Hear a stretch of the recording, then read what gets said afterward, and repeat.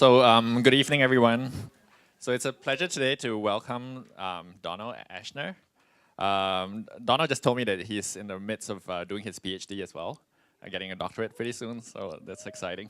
And he has a very impressive CV, so I won't read everything, but basically, Mr. Ashner is one of the nation's foremost authorities on the GREs emissions program. He basically wrote the book you have on your table on graduate emissions, which you'll get to read through today. He has been a keynote or featured speaker for the National Association of Graduate Emissions Professional. He has spoken in multiple different places, such as University of Maryland, Preview Day, Penn State, University of Puerto Rico, San Juan. Yep. I won't read everything, but yeah. Oh, Caltech. And of course today, MIT as well. And UC Berkeley. And Stanford. Yeah, well. We'll skip that. And he has been a contributing writer to MSN homepage, MSN Encarta, the Wall Street Journal, CareerJournal.com, CollegeJournal.com, Jobstar.org, Monster.com, etc. And his work can also be found in professional journals, including national and regional publications of the National Association of Colleges and Employers, NACE, and the National Association of Graduate Emissions Professionals, NAGAP. So Mr. Ashner also gives over 150 lectures per year. So it's incredibly fortunate that you have him here today to share with you how to write a good personal statement and also answer any questions regarding GREs emissions. I recall for myself, I did not have the opportunity, so I think you guys are so lucky. And I hope you make the best of it. Yeah, so welcome, let's welcome Mr. Ashner today. Thank you. Okay, so this is a writing workshop. It's going to be intense. And you're going to produce a great deal of information about yourself. And I have only like a couple of ground rules. One of them is I'm really big and I run up and point at people, and sometimes it's intimidating. They're like thinking, I wonder when's the break? And then there's this big guy with his hand in your face. So it's absolutely okay to say pass. Show them how it's done. That's perfect. Perfect. Perfect. Okay, so there's that. The other thing is I have a bad back and it happens to be out right now. So if I scream in pain or something, don't worry, it's okay. I just do that sometimes. So if that happens, don't worry, it's going to be okay. It just hurts, that's all. Pain is relative anyway. So yeah, I'm just in excruciating pain. Don't worry about it. I'll be fine. I will not fall down. It'll be okay. All right, so that's pretty much the only ground rules that we have. The only other thing is this is a little bit long class, but grad school is full of long classes, and so you have to learn how to deal with mental fatigue. So if I tell a joke and you write it down, you have experienced mental fatigue. So if you catch yourself doing that, just say to yourself, oh, this is that mental fatigue he was talking about. And so if I give you an assignment, and I want you to do the assignment, not write it down, because writing it down is observation, and I want participation.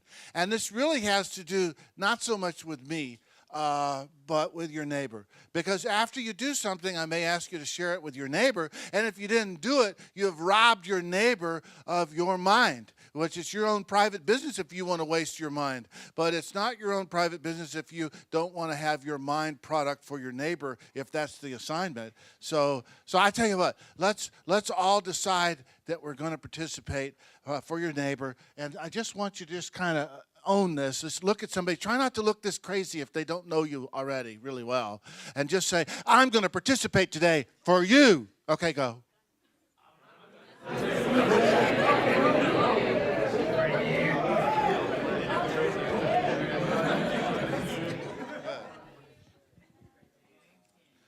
Okay. I'm going to give you some formulae. And these formulae determine lots of decision making. So if you capture the formulae and recognize them as formulae, then you'll know how to make decisions later on. Where do you want them? Like here or here? Oh, here? Okay. Okay. Okay, so here we go.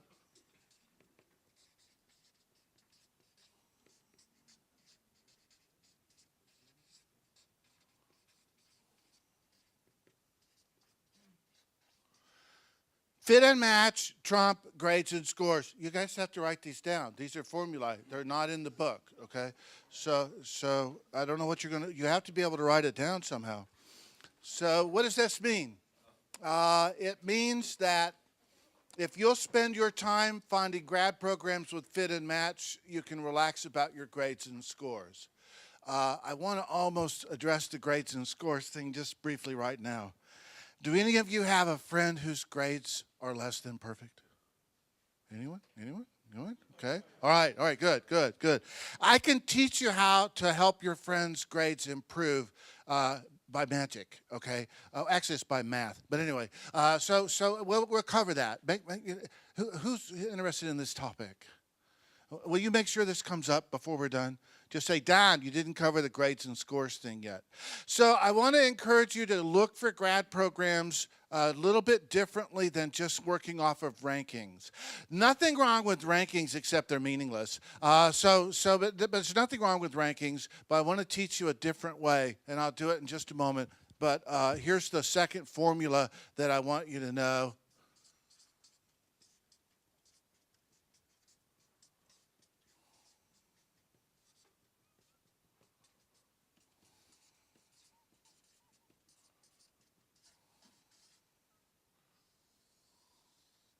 Specificity plus flexibility equals admission. So specificity shows advanced level of thought. You're not a newbie if you can be specific, if you can make some decisions about your area of interest within your discipline. But if you're not flexible, you're not going to get into graduate school. No matter how brilliant you are, if you do not demonstrate flexibility, they will reject you. Who has a 4.0 in here? 4.0, 4.0, shopping, 4.0, 4.0. Who will admit it? Okay. All right, you have one. Okay, good. I want you to ask me a little bit later why 4.0s are rejected. Okay. You're going to write that. You're going to write that down. So you won't forget. Yeah. Good. All right, we'll cover that. Okay. It's a gift. It's not a criticism. It's a gift. Okay, so we'll cover that because if 4.0s can be rejected for these reasons, then all of us can be. So we're going to cover that as well. But specificity shows advanced level of thought, and flexibility shows you will embrace the graduate process. Let me give you a tip because it's super important in framing the way you think. You will mold yourself to the graduate program, not the other way around. So if you're out there looking for a grad program that's going to accept you the way you are, I think you're going at it wrong. You're going to go out there and find a grad program with whom you are willing to meld. Does that make sense? Do you guys know mind meld anymore? Or is that an old Star Trek thing? Do you know the mind meld? No? It looks a little bit like this. You will meld yourself to the grad program, not the other way around. Okay, so all right, so I'm headed somewhere here. There's two documents we're going to talk about today. The statement of objectives, and our model is that you're applying to MIT. All of you should apply to MIT, but also that you should have a prudent process, so you need to look at a reasonable number of schools, so we're going to talk about that a little bit. But there's two documents we're working on today, okay? The statement of objectives, and number two, how do you write to a faculty member and ask whether she would be your mentor? Okay, so we're going to cover that. That's absolutely required for research-focused PhDs. It's not required for lots of other things, but it's required for all of you in this room. And so there's some news about the very interesting ways to do that. And it's easy if you know how to do it, and painful if you don't, and damaging. You could make mistakes you cannot come back from. So is that okay? We'll cover those two things. Good. Okay. All right. Okay. Now, let's just take a look at how do you build a list of, how do you build a list? I mean that seems like where you would start. You've got MIT on the list. You know about the rankings, so I can't keep you from looking at them. So you're going to look at the rankings. The rankings are reviled, just so you know. I want you to truly embrace that. But how do you find grad programs. And I think the way is by using fit and match to guide your process. So I'm going to give you a process to find grad programs that automatically causes you to have fit and match. And you can take this and layer it over rankings and faculty advice, and I think it'll work really well for you. This is the scholar's way to find grad programs. If you are a scholar, this is the normal way that you go out and you find grad programs. So here we go. We're going to start out with a little bit of specificity, and then I'll guide you through the process. You want the down and dirty way or the, like, I don't know, the Oxford way? Which one you want? You know, that's a good choice. It actually works better. It does. It works better. So you asked for it. I'm going to give it to you straight. All right. So you start out with kind of a topic or an idea. And so it doesn't matter what that topic or idea is. So it might be proteins, enzymes, mechanisms for enzyme folding, bench lab techniques for cutting enzymes. So that's a topic or an idea or an area of focus. And you go from that to the department. But you don't hang out at the department very long because, frankly, in grad school, departments are too big a universe. Everybody lives in a sub-department. And a sub-department, I'll just use psychology as an example. Nobody's a psychologist. You're an experimental psychologist, social psychologist, developmental psychologist, a linguist. You're some kind of psychologist, a neuroscientist. Okay, so let me just have you pick right now your department and your sub-department. And I want to bring this up. You guys, even if this feels unnatural to you, I want you to go through it as a workshop process. Because if you go through it as a workshop process, you will learn how it works, and you can change your focus tonight at 9 o'clock. Your commitment is from like now to 8:30. So that's not deep commitment, okay? It's just light commitment. But I want you to demonstrate and walk through the commitment all the same. So give me a department and a sub-department. Architecture, buildings and technology? Buildings and technology. Okay, go. Civil and environmental engineering, fluid mechanics. Civil and environmental engineering, fluid mechanics. I have a nice story about fluid mechanics. I was at this conference, and this really arrogant guy was on this panel with me. So they had this panel, and they accidentally made a mistake and made me the keynote speaker. So they introduced the panel, and then they introduced me. And this guy was the last guy before me. And he was mean. I got to tell you, he was mean. And he told 700 students in this room that he didn't admit students with less than a 3.5, and he didn't fund students with less than a 3.8. And when he said this, I was shocked. And do you know how you're on a panel, you don't want anyone to see, but we all gave each other the greasy eyeball like, did he just say that? Yes, he did. I can't believe it. Who's going to fix this? I will. So I asked him, I could tell you who he is, but I shouldn't. No, I should not. So I got up and I said, before I go into my prepared remarks, do you mind if I ask you a few more questions about your program? And he puffed up even more, if that's even possible, since he was already pretty puffed up.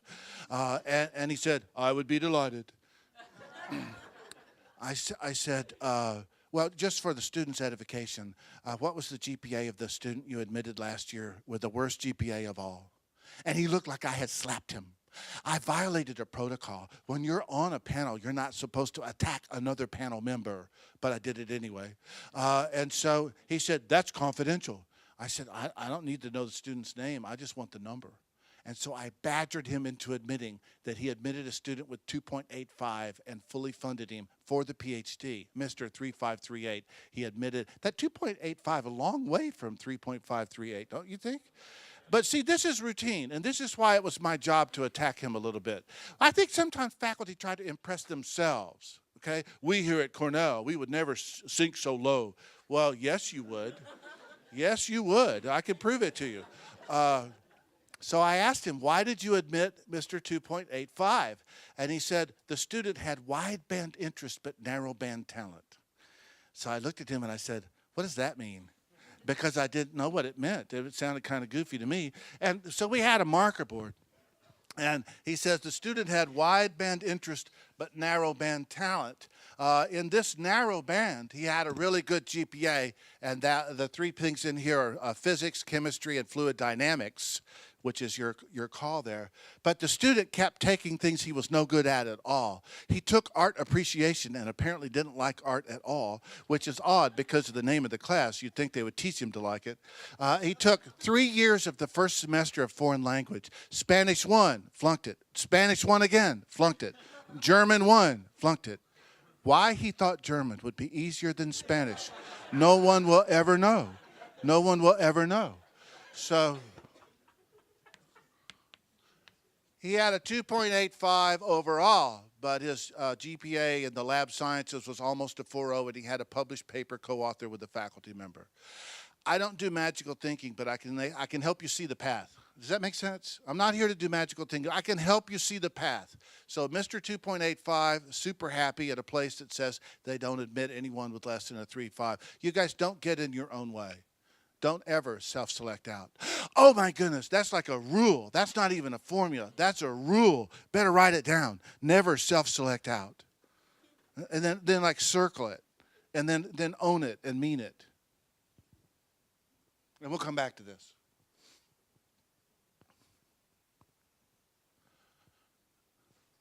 Okay, now this is where the narrowness comes into play. Okay, so let me just tell you what this looks like. It's a concept cluster, it's a topical area, and sometimes it's actually a dissertation or research idea. So it might even be a dissertation idea. And we need to get to here, because this is when you can start to be really impressive. So what would that look like? I said it already. I'm interested in proteins, mechanisms for protein folding, other similarly active chemical instruction sets. So that's a concept cluster. So department, anthropology, that's not anybody's focus area. So the sub-department is cultural anthropology. But I'm going to get really excited about you if you can tell me you're interested in cultural anthropology of Native Americans in urban settings, in particular post-1925 intertribal males living communally and working in construction in Chicago. That starts to be narrow. So I want to push you. This is a workshop.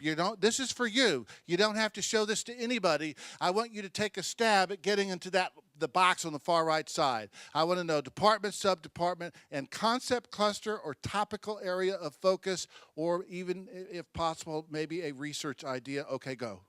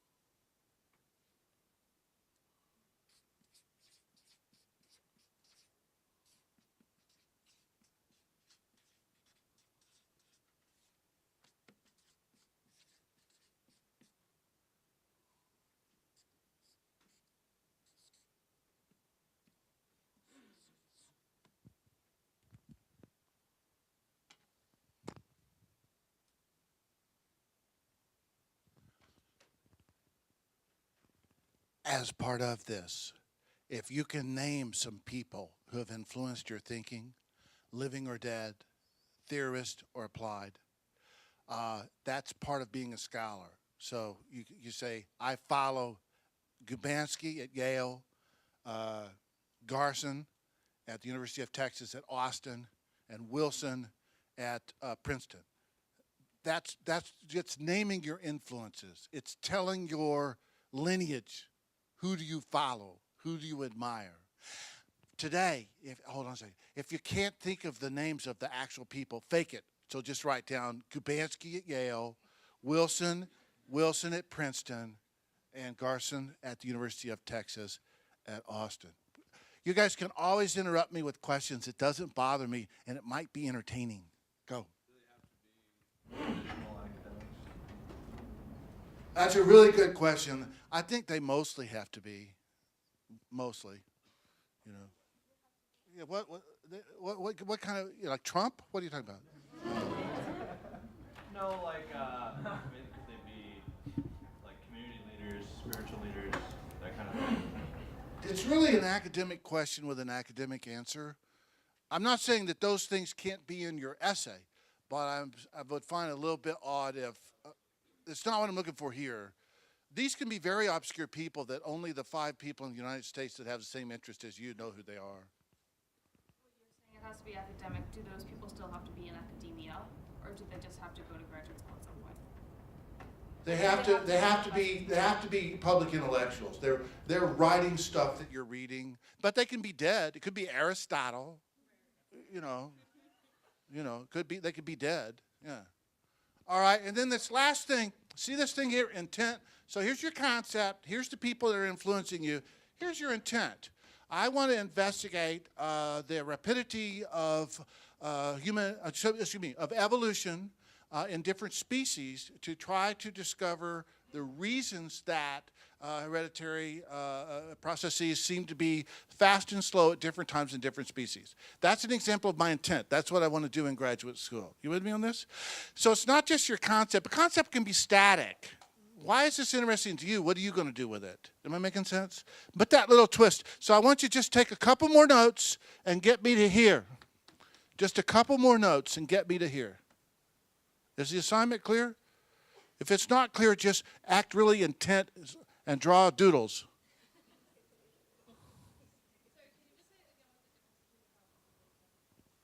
This is a concept like the problem, and this is what you're going to do about it in grad school or as a scholar. So this is a statement of the problem. This is a statement of what you're going to do about it. Yes, doctor? Is it okay if you don't know what you want to do in grad school? It's okay, but not in this workshop. So in this, it's absolutely okay in the real world. But in the world of the bubble of the workshop, I want you to fake certitude. And I'll tell you why. And it's because clarity of purpose is seductive. And that's a formula. Clarity of purpose is seductive. I'll write it up here.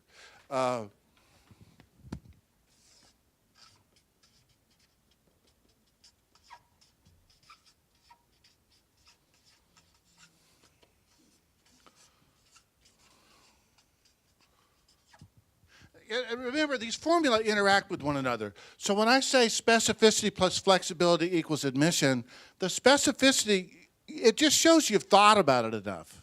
It doesn't mean you're going to do it. So you go down here to clarity of purpose, you present your specificity with clarity of purpose, but I'm going to give you a get-out-of-jail-free card. And that would be the flexibility to say, hey, I have this really cool idea, but I know that I'm going to find out so much more in my grad program in mathematics, so I'm open to more. So, but for right now, I want people to adopt clarity of purpose, even if it hurts a little bit. Okay. Who wants to demonstrate this? Who wants to demonstrate this? I will give away an engraved picture of George Washington to somebody who will demonstrate this. Okay, okay, go. Okay, so what are you interested in doing in graduate school? We're supposed to use these microphones. You want the spark notes or the full thing? I just any way you want to do it. But here, use the mic, please, because they're recording this for posterity. Well, it's going to go in some files, and no one will ever watch it. But they're paying extra. They're paying extra for this, so I gotta have them do it. So. And feel about this anymore. Okay. So for the concept part, I just started really broad. I said help humans, but also help nature. And going through mechanical engineering, then focus kind of being more in like additive manufacturing / material science. And then getting even more specific, I said mimicking the growth and material capabilities of nature to create more wholesome and sustainable technology. My influences were Tex-Sing Wong, my professor at Penn State right now, Neri Oxman, who is luckily my professor here at MIT right now, and my dad, who also got a PhD. And pretty cool dude as well. But so the intent with this, you didn't really give me time to flesh this out. I just heard George Washington. I thought it was exciting. The intent behind all of this is... Zero waste manufacturing. Yes. That's what I was thinking as well. So we're going to go with that. Okay, that's good. Give him a hand.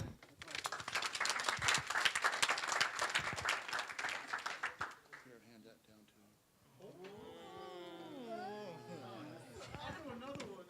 to him. An engraved picture. What? Oh, it's going to be very sporadic. Okay, so here's what I would like you to do, because the reason I want you to do this is because several things. One of them is I want you to practice talking about what you're interested in, because it loosens up your writing. So in terms of workshop, there's a real reason I'm doing this. But secondly, I know this about some of you. You're like really good thinkers, but you don't really make a big deal out of it. So like you're walking across campus, you don't want anyone to know that you're a big thinker. So you do all your thinking in private, in a basement, maybe in your house. But walking across campus, sometimes you don't act, walk, and talk like a scholar. In this room here tonight, we're going to walk, talk, and act like scholars. We're going to own our objectives. So we're going to square off our shoulders and say, I'm interested in this. Here's my influences. This is what I would kind of like to do in graduate school. Make sense so far? Okay. All teams are like 2 or 3. A team of 4 is 2 teams of 2 that cannot follow directions or cannot do math. I'm not sure which. So all teams are 2 people or maybe 3. And so the first person that looks at their neighbor and says, what are you interested in doing in graduate school, gets to go second. Okay, go.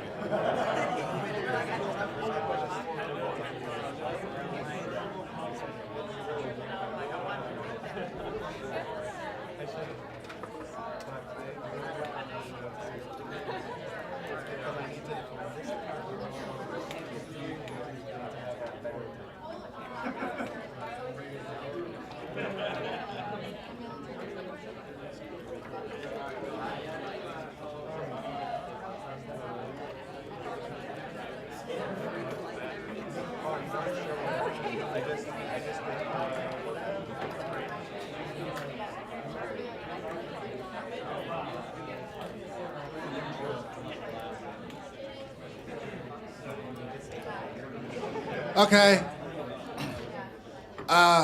So what I would like you to do is make yourself a nameplate, so you can take this paper that's on each table, and we have some more if you need it. And you take the paper and you fold it 3 times like a business letter, and it will make a nice little student sign. And since all of you are going to teach, you're going to teach at some point, this is a great way to make student signs. It'll stand up all day long. And so what I want you to put on this student sign is the narrow version of what you're after. So put your doctor, your last name, and then PhD, and then your area of focus, your department or sub-department, and then your topical area. So for me, it's Dr. Asher, PhD Human Development. I study retirement for type A's, people that actually don't like retirement because it's too boring for them. More paper. Yes, we have more paper.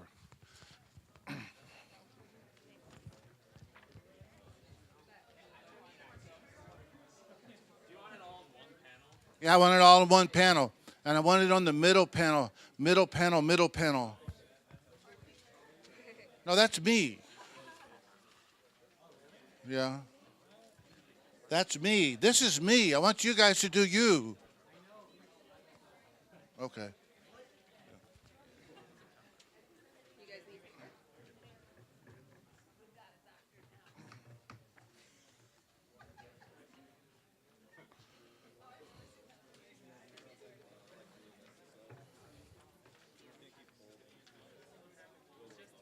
How can anyone read that? Oh, you haven't written on it yet? No, I'm still working on the folding. You're working on the arts and crafts part. Brilliant future PhDs, and you can't fold paper. It's really common, actually. Yeah. Is the assignment clear? All right. Watch this, you guys. All right, it's doctor, your last name, okay, doctor name, and PhD, and your sub-department, and then it's your topical area. You guys, it's not that mysterious to me. This is me. Okay, now is it clear? Okay, go. This is like 3rd grade arts and crafts, you guys. Come on, we got a lot of stuff to do.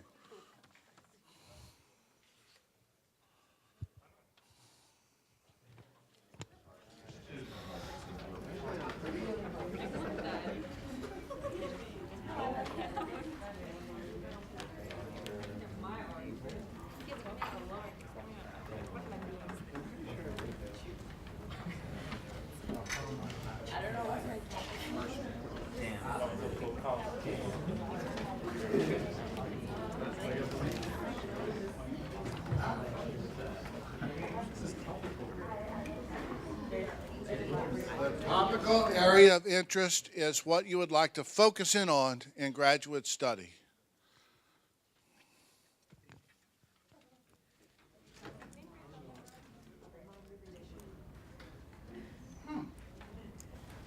Okay. This is Dr. Garcia. He's getting a PhD in environmental fluid mechanics. His topical area of interest is dam removal.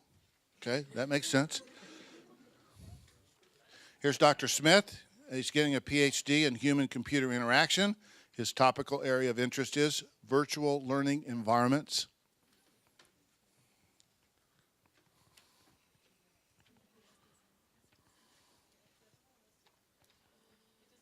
Can I use you as an example? What? Yes, a good example. Here's Dr. Dominguez, PhD in electrical engineering. Topical area of interest, biomedical imaging and sensing. That's what I'm after.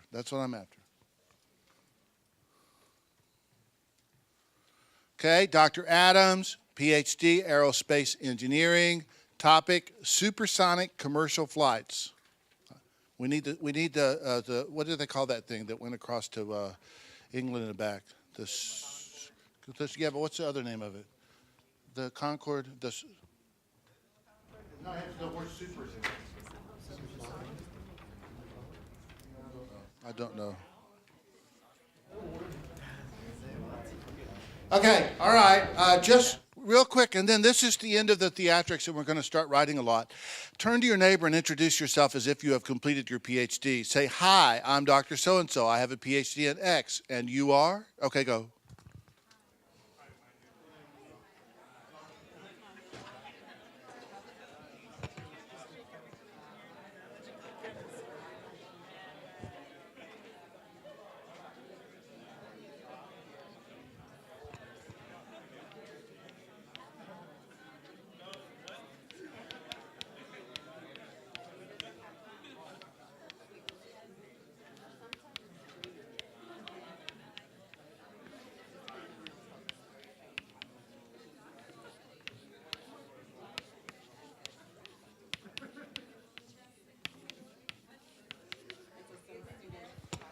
Okay, back to this diagram. So I just want to walk through this. This starts out with an idea that you'd like to address in graduate school, and then you define your department and own that choice. And then you choose a sub-department. So don't tell me you're interested in chemistry, tell me you're interested in material sciences, get kind of specific. Narrow it down. That gives you a concept cluster or topical area of interest or even a dissertation idea. Convert that into a list of keywords that would help you identify research in this area of study. Keywords, being able to write good keywords lists is a key here. So we're not going to do it today because we're actually running a little bit behind here. I'm trying to get going here. Then I want you to go to Advanced Google. Advanced Google is hidden now. It used to be on the toolbar for Google, and it's now hidden. The only way to find Advanced Google is to Google the words Advanced Google. So this is not Google Scholar. It's Advanced Google. It's a very particular instrument, you guys, and I want you to find it and use it. The first one is often the Canada version because it's very popular in Canada. I want you to find the US version of Advanced Google. Then you can use Boolean logic with your keywords list. Boolean logic, as you very well know, all of these words, none of these words, any of these words. That's Boolean logic. So there's some restrictors that you put on this. One of them is you restrict your findings to .edu domains. So in Advanced Google, on the left-hand side, there's a little thing that says restricted domain or site, and you literally type in .edu. It's not a pull-down menu. You can also do the same thing to find everything at stanford.edu. So it's a really robust tool if you learn how to play with it. So .edu, and then you run your keywords, and that's going to give you a whole bunch of websites at universities. Your next task is to throw out the false positives. What are the false positives? I can tell you what they are when you tell me you're ready to write down some of them. I guess that brings up the whole question of what's a true positive. Okay, so what you're looking for are people who could supervise you in a doctoral program. So that's tenure track faculty. So that's a assistant professor is tenure track but does not have tenure yet. An associate professor has tenure. A full professor. Most full professors don't actually use the term full professor. They simply start calling themselves professor. So this is tenure track. Then emeritus, emerita. These are semi-retired faculty. Not a good choice if you want to finish in this lifetime. Because they might keel over dead before you finish your PhD.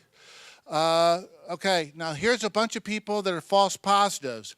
Postdocs, visiting scholars, adjuncts, and lecturer.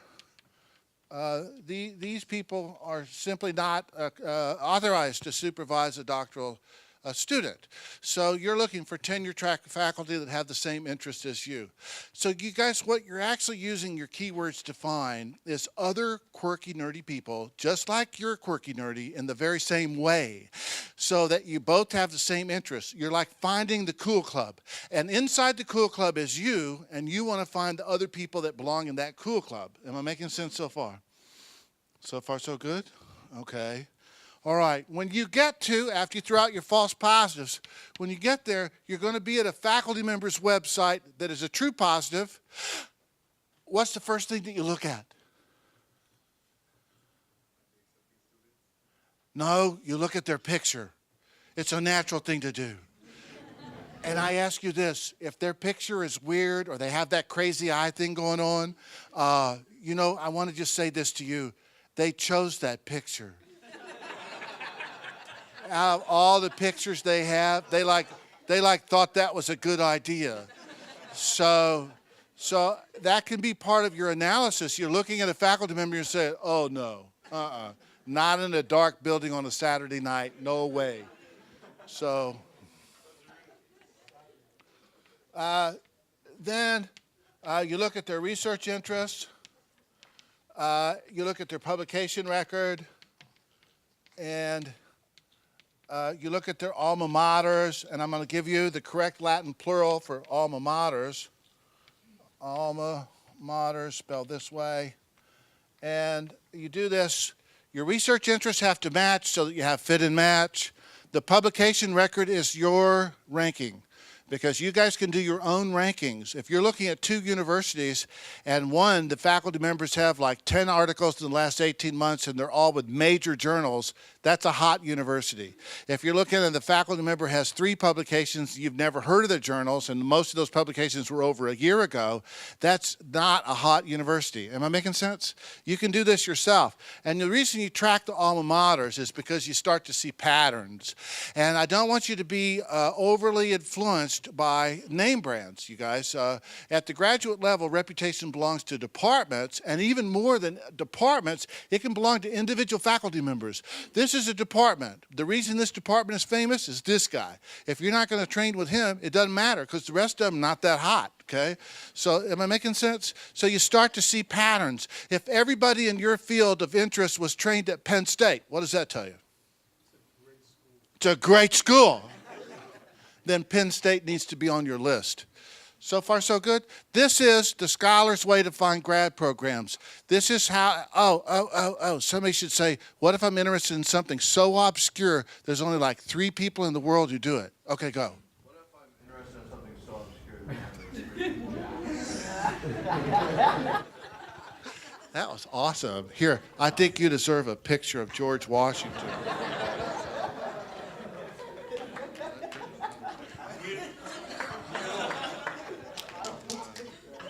All right, hand that over to him.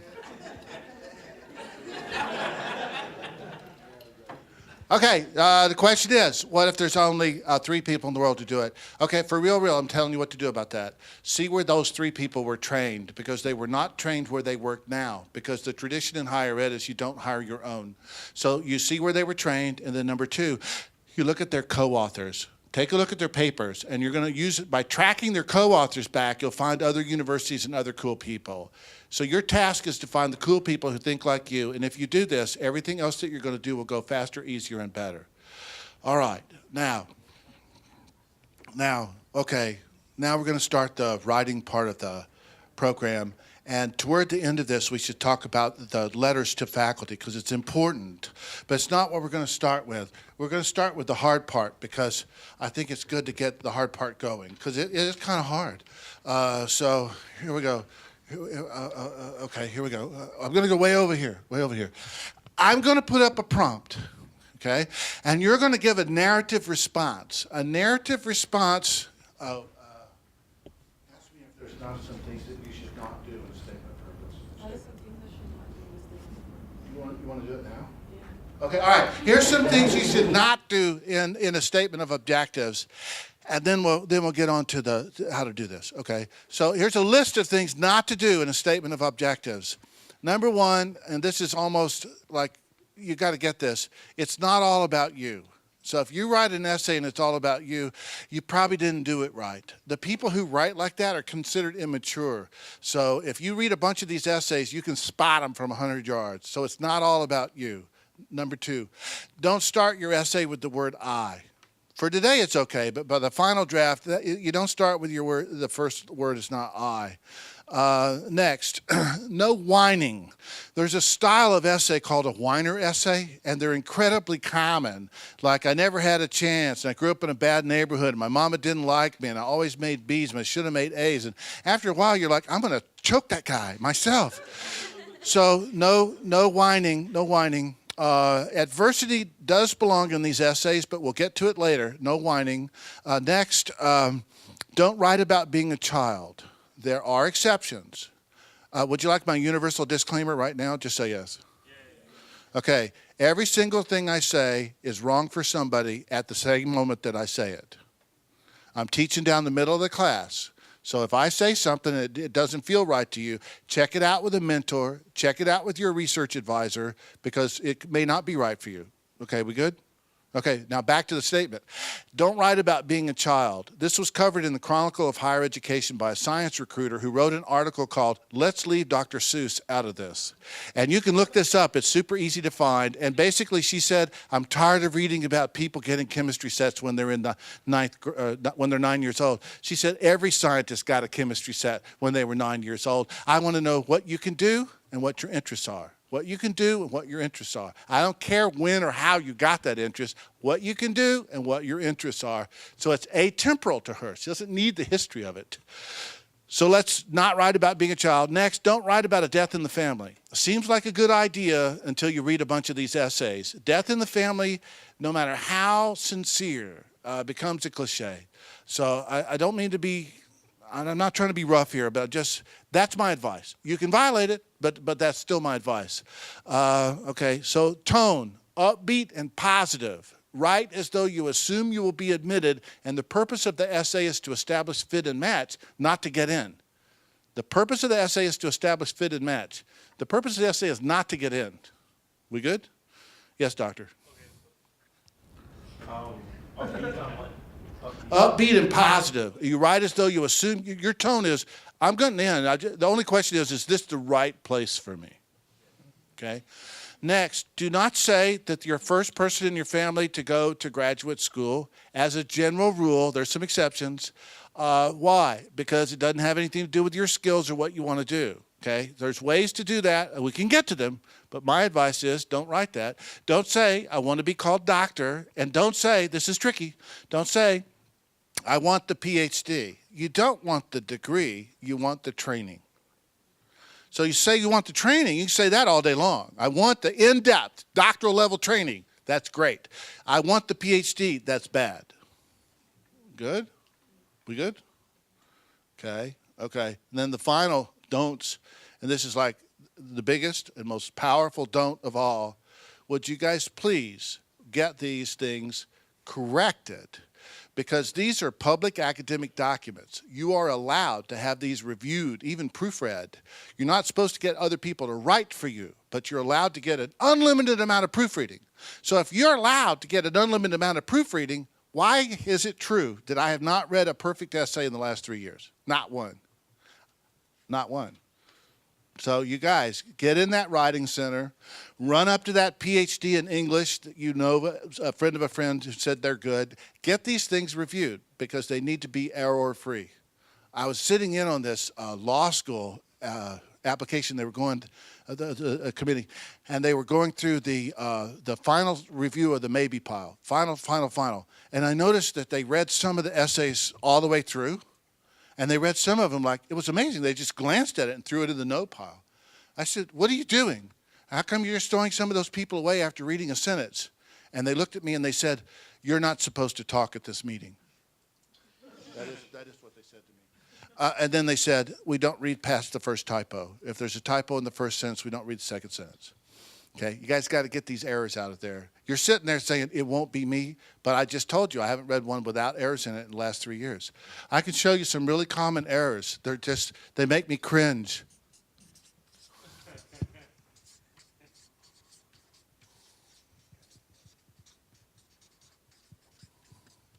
You guys, the biology department is not a proper noun, okay? The Ronald J. McGuire Biochemical Industrial Engineering Laboratory, that's a proper noun. But the biology department is not a proper noun. So stop capitalizing chemistry, chemical engineering, mathematics. You don't capitalize that stuff. Are we good? Good. Okay. You capitalize English because it's a language. It's a proper noun. Okay. So far, so good. Okay. All right. All right. This is my second biggest one. Okay.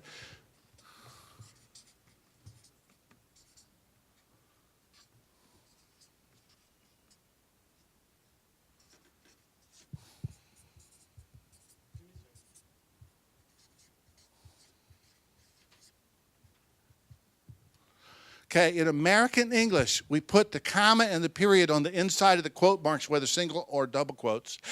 And in Canada and in Great Britain, which is about to be a lot of little tiny, used to be Great Britons. But anyway, Great Britain, they do it the other way around. So when you make quotes, the comma and the period goes on the inside of the quotes in America, and we're in America. So far, so good? Okay, those are simple examples of stuff that once you know this, you won't do it incorrectly. I'll skip yes, doctor? Okay, so I hear what you said about the biology department, right? Yes. But the name of the department is the biology department. I would like to study in your biology department. It's lowercase. Just trust me. Okay. Yeah. Yeah.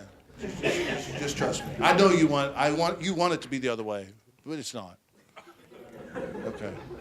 If you can get somebody in the writing center to show you in a book that I'm wrong, then I will send you how much.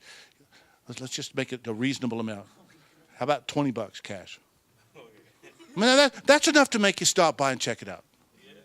Yeah. Okay. $20. However, if I'm right.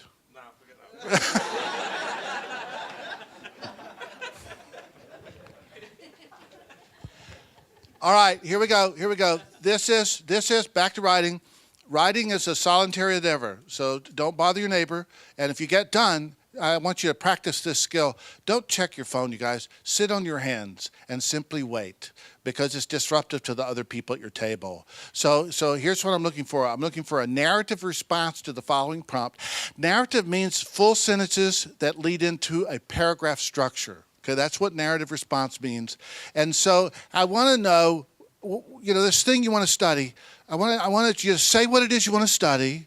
Okay, some version of even this, you might say. Okay, and here's the prompt asking for the narrative response. Okay, here we go. Are you ready? Just say yes. Are you really ready, or are you just saying yes? How can I tell the difference now? Here's the prompt. Okay, what do you want to study? This is the what part. I want a big fat paragraph. That's like 8 to 15 lines. Why is this interesting? Why do you care? Why would anyone else care? Go. Workshop skill to listen with one hand and write with one ear. So if you're on a roll, you can just ignore the rest of us. But I want to get some examples, and we have a couple mics around. So I just want to see where you're at and where this is headed. So I need some volunteers to read what you've got and share it with the greater group.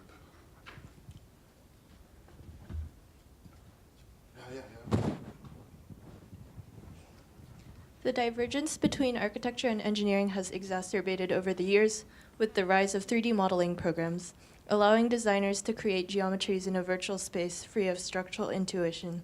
While these technological advancements have allowed for breathtaking architectural works by starchitects such as Frank Gehry, Zaha Hadid, and Santiago Calatrava, they have also bred an ignorance for sustainability and economy.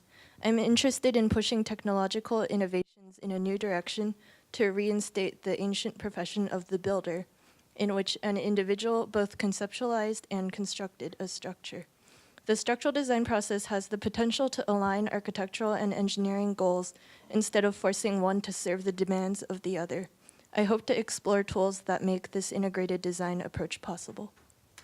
Outstanding. Exactly what we're talking about. Outstanding. Yeah. Yeah. Okay. All right. All right. Who else? Who else? I need some more examples. Okay. Oh, here we go.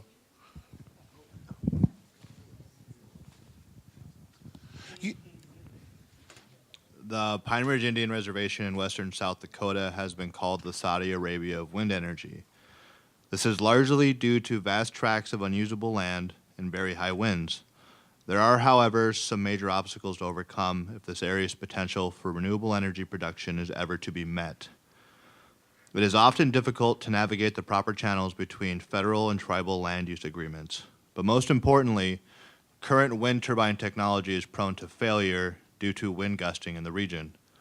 I want to design a wind turbine that is able to withstand large forces due to high winds so that I may be able to traverse the line between federal and tribal land energy policy. Like it, yes, exactly right, okay. You're skirting on the edge of something I want to warn you about. Don't criticize a discipline to a holder of that discipline.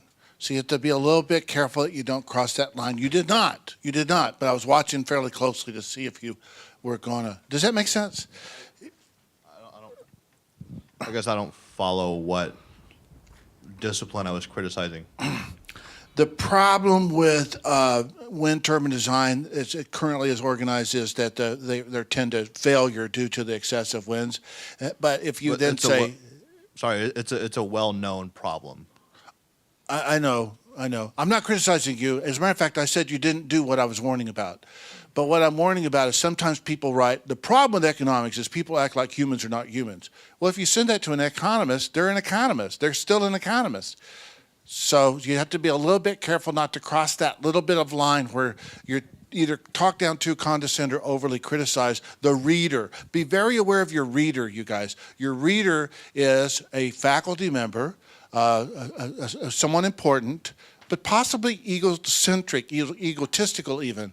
And so you have to be sensitive to that fact. But I didn't criticize you. I thought you did it right. Is that okay? Yeah. Okay. All right, I need 2 more examples. Not one more, but 2 more examples. So you have to take one for the team. Doesn't have to be perfect. You just have to say, oh, okay, I'll do it. Okay, I will resort to bribery. I will give out an engraved picture of George Washington. Yo, what's up? Okay, all right, here we go. Right here. I want to study artificial general intelligence because of the enormous potential impact a breakthrough would have in essentially all sectors of life. Although the how may be less clear, pursuing the answer is undoubtedly worth a challenge. As it stands, the frontier is far behind a general-purpose artificial intelligence, but to participate in this effort, no matter how small, would be deeply rewarding. The fact that it is almost certainly possible as well, see humans existing, makes it perhaps the most exciting, important, unsolved problem for the human race to solve. Okay, I like it. Okay. Good. Okay, I want you to pick somebody and say, you actually look like a volunteer to me.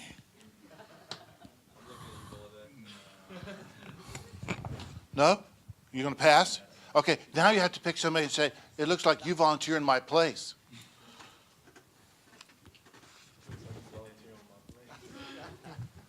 Okay, here's a mic for you. I didn't do this purposely. With the cost of technology going down, I believe it becomes a powerful tool to decrease the cost of medical services, diagnostics, and treatments. This is why I want to put my technical skills background, obtaining my electrical engineering degree to develop technology that can help reduce the cost and improve the quality of healthcare. More specifically, I would like to work in the area of neuroscience because the complexity of the system and its network intrigues me and pushes me to my curiosity to discover more about it and possibly find and develop cures and treatments that we today do not have. I don't know, I got mixed up there. Maybe you should become a doctor if you can't read your own handwriting. Maybe. No, I like that. And I'll tell you why I like it. She's talking about an area. It's a very big area, a very broad area, but she's talking about her interest in contributing in that area. So that works for me. Okay, we're going to move right along. This next assignment's a little weird, so you have to kind of bear with me for just a minute. Here's the assignment. So this is not a narrative response. It's not paragraphs. It's just stuff you want to write down. And so it could be a sentence, a paragraph, a word. So just let me get the whole assignment out before you start writing. Just let me get it out.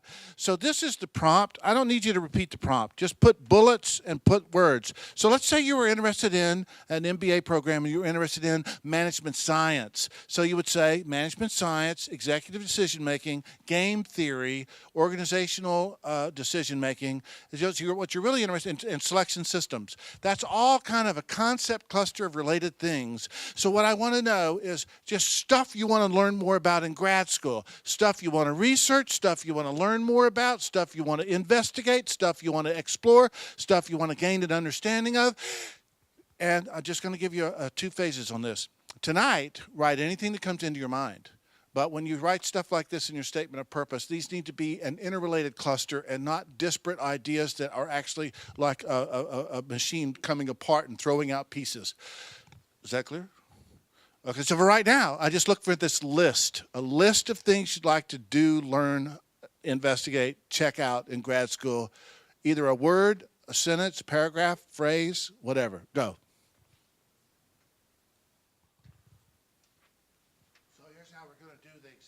I want you to keep doing your own thinking. Stuff you want to learn, stuff you'd like to investigate, stuff you're curious about. So you can either pass or say something, and then afterwards you got to give the mic to someone else. We'll start with you. Nanomaterials. What's that name? Nanomaterials. Fluid mechanics of the cardiovascular system. Biomarkers for clinical assays. Child learning development in STEM. Electrochemical materials. Biomimicry for solar systems. How a more interdisciplinary educational approach would change society's policies. What different ways is electrical engineering and medicine intertwined?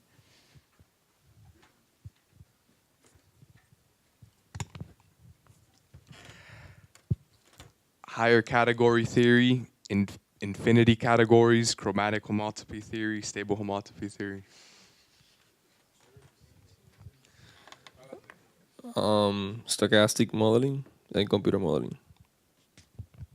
Microgravity effects on well-known technologies. So an example would be like a pump station where you're going to pump gas into your car.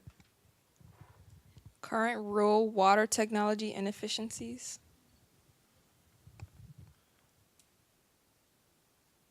On-site manufacturing. Adaptive learning and autonomous systems. Okay, pause.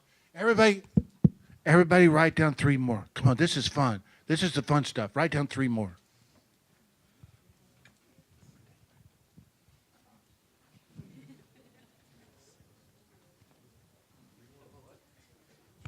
Three more of these things that you want to research, investigate, learn more about. Yeah, any 3 more.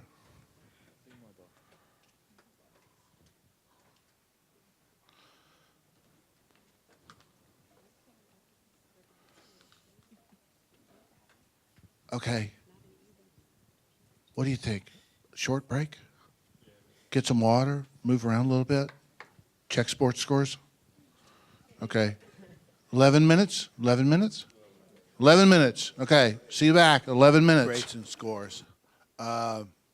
So, which one you want first? Scores. Okay. So, first of all, I want to talk to you about ways to approach the GRE as an exam. You need to understand that you can change the GRE scores a lot, not a little bit, but a lot. And understanding that is the first step toward changing those scores a lot. The best way to prepare for the GRE is not to study for the GRE, but to study the GRE. Study that thing as a test itself, and take full-length practice tests, a lot of them, because that's actually a higher return on improvement of score than studying for the exam. So there's a lot of interesting things about the GRE that we know, but I can teach you how to make your scores look higher. Now, I want you to take care of making your scores actually higher. Now I will teach you how to make your scores look higher. Deal?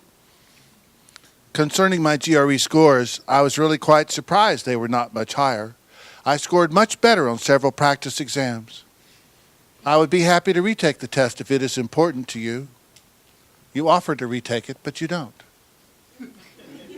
Now, if they ask you to retake it, you busily go retake it. But otherwise, you just, what are you doing? This faculty member loves you, okay? He doesn't like your GRE score. Here's his real problem, the committee. The other people don't like your GRE score. Give him something to say to defend you. Am I making some sense now? I just gave you one. I can give you a whole row of these. Concerning my GRE score, it is important for you to know that I did not grow up speaking English at home. The GRE says not to use a straight line ruler between non-English first households and people that grew up speaking English at home. Please keep this in mind as you review my scores. Concerning my GRE quant score, I was really quite surprised not to score much higher. Let me describe the structure of what I'm doing. I'm providing alternate evidence, and I'm gently denigrating the test itself. Okay? So listen carefully. Concerning my quant score on the GRE, I was quite surprised it was not much higher. I earned an A in calculus, an A in research methodology, and an A in statistics. I have no idea where this low score came from. It's obvious that I have no problem with quantitative reasoning. You have a question? Yeah, these are excuses. That's correct. That's correct. These are excuses. That is correct. You're onto it. That's exactly what they are. Want more of them? Concerning my GRE score, it's not particularly impressive. However, I would like to convey to you that my ACT score and my SAT score were also not impressive. Nevertheless, I was a top 10% student in high school and a top student in college, in particular in any kind of project involving original research. I have established that these types of tests do not predict my academic performance. I can do this all day, you guys, okay? Okay, this is videotaped, you guys, or video recorded. You guys can look at these later, but just get the structure. Provide alternate evidence and denigrate the test. Here's verbal. Concerning the verbal section of the GRE, I was quite surprised not to score much higher. I've always been praised for my academic writing. However, I'm a very careful and contemplative composer of academic work. It takes me hours to do the writing, but it comes out quite strong. I also noticed that the test was a very general test. My area of expertise is chemistry, biochemistry, and physics. In these areas, I have no problems with communication whatsoever. The test seems designed better for people in humanities. Obviously, this has no bearing on a lab scientist. You with me? I'm joking, but I'm never joking, okay? And furthermore, I looked it up, and there are 635,000 words in English, and I think every single one of them was on the GRE that I took.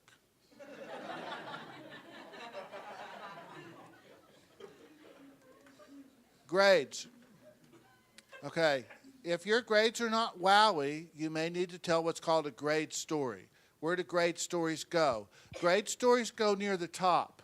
Okay, so if your essay is this long, okay, here's your essay this long. The grade story needs to be kind of right under the customization. You need to get onto it, okay? So why do you do this? Because in the sciences, people will not read your whole essay if they don't love you. Okay, humanities, if they start reading it, they're going to read it, okay? But in sciences, if you're not getting right to the point, they're going to go on to something else. So you may need a grade story near the top. I'll give you some models, okay? Get your transcripts out and see if you can isolate a problem, any problem. You don't even have to explain what happened. Concerning my GPA, you will have other candidates with a higher GPA, but I call your attention to the fact that my GPA has gone up every semester.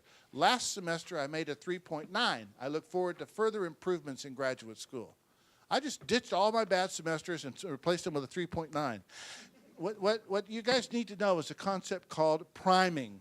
By doing this technique, I am now, in the mind of the reader, a 3.9 GPA student.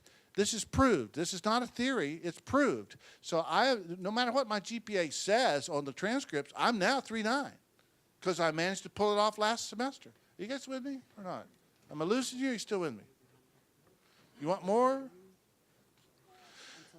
Concerning my GPA, I don't want you to be alarmed. I had some difficulty the second semester of the sophomore year, which are now fully resolved. My GPA in my major is 3.8. When you look at my transcripts this way, I think you'll be assured that I can perform at the graduate level. So tell a great story, isolate the problem. You can make your entire freshman year disappear. Okay, here's how this looks. My GPA over the last 4 completed semesters is 3.7 in the major. I think this will give you confidence that I can perform at the graduate level in your program. You with me? I hope I didn't lose you at the end, because you need a great story, you need to put it in there. Don't be emotional about it. And don't say your grandma died. You can say you had family problems, which were quite a large crisis, because the vagueness is more professional than specifically saying, in case you're wondering. Okay. Where are we at? I know that we have moments left. That's the bad news. Yes? We do. Can I just say something? Yes, please. Okay. So, the reason I love Don is because he puts you behind closed doors. He puts you in that conversation that faculty are having around the circle table. The story about priming, is that something proper to do? Well, the student does have a 3.9, so that is the case. But if there's a faculty member that loves you, he or she is going to use that language. If there's a faculty member that doesn't want to admit you, they will go back to the transcript and they will look at the transcript and say, well, no, but see, in thermodynamics, this student got a C. And then he had to retake it and so it's not necessary. So what I'm gonna come back to is that these people are people. Faculty members are people, and they're reading sometimes anywhere between 50 to 100 to even sometimes 200 applications at once. And so the tips that Don is giving you, Dr. Asher, I apologize, is how do you stand out? And let me tell you that if you don't address these issues and questions come to my mind or the faculty members' minds, and you haven't put something on paper, we start creating stories in our heads. And then the people around the table will all add to that story. And then we don't know what happens after that point. But if you provide the language for us, the text, it helps us visualize and create a story in your wording, in your narrative. Okay? And again, as Don has mentioned, he is giving you words of advice and he's teaching down the middle. So some of this might work for you and some of it might not. But that's what I wanted to say. Perfect. Okay, now I want to address a difficult issue, and that is style. There's certain styles for certain disciplines, and if you have a fantastic essay and you don't hit the style for your discipline, you're going to fall. It's not going to work. So we're going to pull out our books, and we're going to look at some styles. It doesn't take long to see the difference. So pull out the book, if you will, and turn to page 95.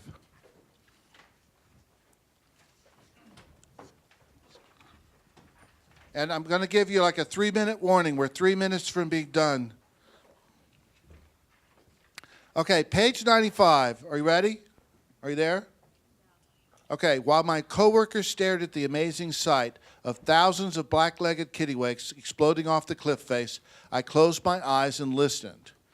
Okay, so there's a bunch of stuff here. There's a scene. He places you in a scene. This is great for field biology. But for bench biology, it probably won't work, okay? So you with me on this? It's a style difference. Turn to the next essay. They could not be more different. This is a summary of research. I can't even read this thing. Who can read it? I need a chemist, biochemist.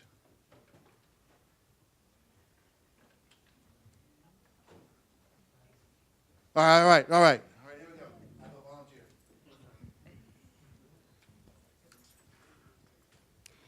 My current work with Dr. Ganesik is on the activation of nitrogen-regulated promoters. Earlier work in this laboratory has shown that transcription of the GLN-ALG operon of E. coli, coding for glutamine synthetase, and 2 nitrogen regulatory proteins is initiated as GLN-AP2 by sigma 54 RNA polymerase. Okay, that's good. That's good. We get it. All right. So when you see these kind of biochemistry or physics or math, there's nothing personal in them at all. So if you write one of these essays and you put a bunch of personal stuff in there, it's like you didn't get the memo. You're not a member of the club if you don't know these style differences. Who's the biggest arbiter of style differences? Practicing faculty. Practicing faculty. So you can write a great essay, but if you miss the style for your field, it doesn't work. I invite you to look at more of these. There's tons of them in here. Find one for your discipline, or at least your type of discipline. Lab sciences is going to be different than physics education. Physics education is going to be more like these humanities ones. Do you see style differences based on the school as well? The question is, do you see style differences based on the school? And the answer is yes. The more elite the school, the more dry it's going to be, without question, the less personal. But I have a hot tip for you. Don't take all the personal out. Because I'm a veteran, you guys. If you leave the personal in a little bit, you'll get into a higher ranked school than just your numbers, scores, and essay alone. So, but you have to be careful because remember I said no whiner essays. Put some personal in there. If your grandparents ran a corner store in the peanut farms of Georgia, find a place to put that in there. But don't make it in any sense maudlin or melodramatic. I recently saw a fantastic essay in political science, 5 pages long. It was a little long. And on page 4, he said, "Please do not be concerned about my grades in the sophomore year. I was homeless. My grades in all the other years are 3.7 in the major." He explained a year of homelessness with half of a sentence. That's the right way to do it. Squeeze adversity down into a diamond. Leave it in, but squeeze it. Capiche? Go out there and get them, you guys. Thank you very much for your attention tonight. Thank you.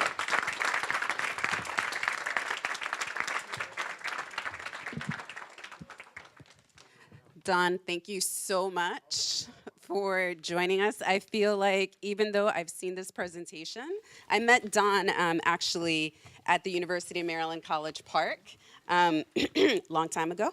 And even though I've seen this over and over again, and at that time we had 300 students in the room, and he kept the students engaged. And I've learned so much for you. I've learned even more stuff today. So thank you for being honest and taking us behind the closed doors. So this is for you. Thank you so much. Thank you.